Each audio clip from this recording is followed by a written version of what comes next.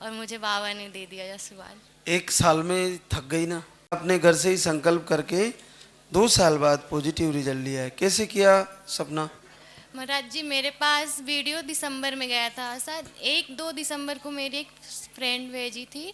तो हम बोले कि हम 1-2 दिन देखें इनका वीडियो, फिर हम सोचे कि दीप जलाने में क्या जाता है, ऐसे भी तो सुबह शाम पूजा आरती करते ही हैं। तो मैंने उस दिन से ही लगातार किया, और फिर मेडिसिन भी मेरी चल रही थी। मैंने मतलब पहले तो हम आयुर्वेदिक दवाई लिए, फिर उससे भी नहीं रिजल्ट आया, उसके बाद अंग्रेजी दवा लिए। तो उसमें मेरे मतलब जो सोनोग्राफी होता है वो करवाएं, तो स्टोन बताया, रसौलियाँ बताई।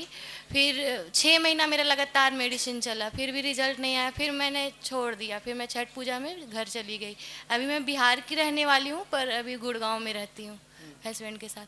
फिर वहाँ से फिर होम्योपैथिक की दवा लाई।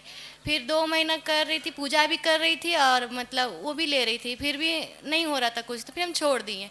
फिर 1 महीना ऐसे ही किए, फिर मेरा रिजल्ट आ गया मार्च में।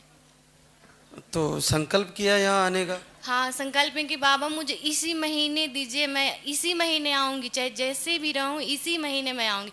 और मैं मार्च ख़त्म होते होते मैं आ गई यहाँ पे, और बोली कि मैं जो किट होता है वो हमें कभी हाथ में नहीं ली थी, मैं वो उसको लेने के लिए तरस रही हूँ, 2 लाइन देखने के लिए तरस रही हूँ, मुझे वो दिखा दीजिए बस।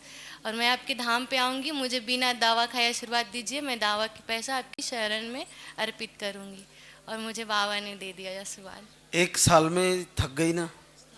तो 20 साल में क्या होता होगा बहनों का?